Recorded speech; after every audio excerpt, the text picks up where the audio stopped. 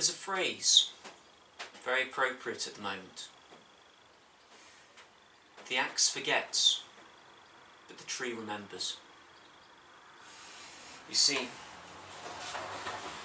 once you've cut into some wood with an axe, it's nice and clean. But the mark stays on the tree forever. Words are incredibly powerful things. They can make someone, they can break someone. Long after they've been explained, long after they've been forgiven. You can cross out those words, but you can't erase them. It's May, and at this stage, GCSE, A-level and university students are trying to negotiate their way through assessments which have been set by teachers rather than the exam boards. It's in the context of an incredibly difficult, well, more than a year now.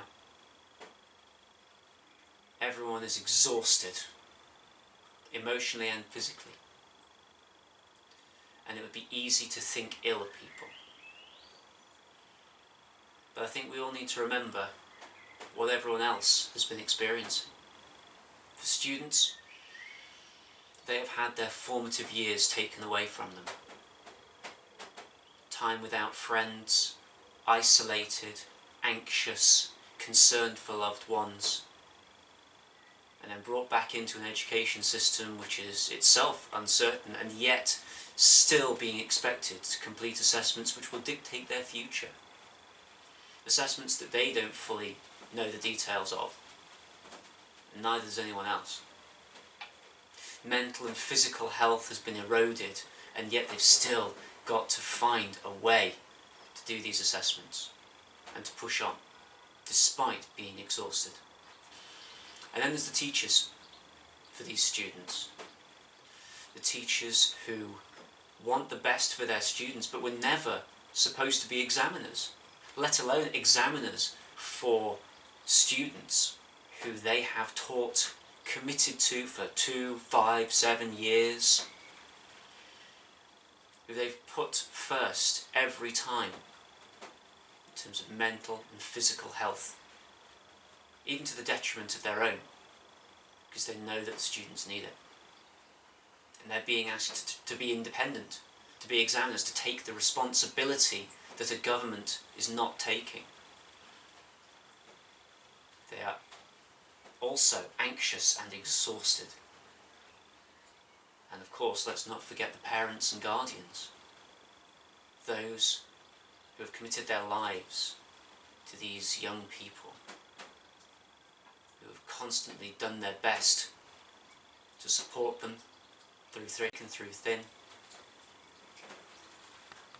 Have had the pressure of trying to put food on the table, maintain jobs, look after younger siblings as well, other family members, and now have to deal with the pressure of the uncertainty that their GCSE, A-level, university-aged children are having to deal with.